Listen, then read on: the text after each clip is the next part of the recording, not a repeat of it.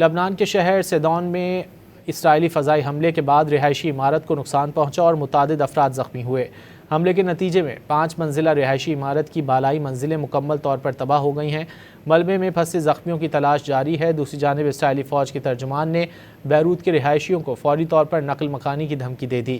لبنان میں سیکیورٹی کی بگڑتی ہوئی صورتحال کے پیش نظر آسٹریلوی وزیر خارجہ پینی وانگ نے غیر ضروری سفارتکاروں کے لبنان چھوڑنے کا اعلان کر دیا۔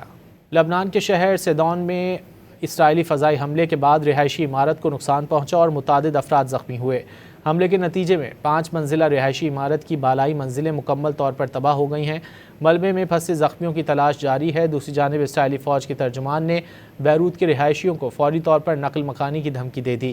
لبنان میں سیکیورٹی کی بگڑتی ہوئی صورتحال کے پیش نظر آسٹریلوی وزیر خارجہ پینی وانگ نے غیر ضروری سفارتکاروں کے لبنان چھوڑنے کا اعلان کر دیا۔ لبنان کے شہر سیدون میں اسرائیلی فضائی حملے کے بعد رہائشی عمارت کو نقصان پہنچا اور متعدد افراد زخمی ہوئے۔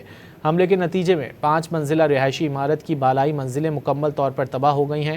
ملبے میں پھنسے زخمیوں کی تلاش جاری ہے۔ دوسری جانب اسرائیلی فوج کے ترجمان نے بیروت کے رہائشیوں کو فوری طور پر نقل مکانی کی دھمکی دے دی۔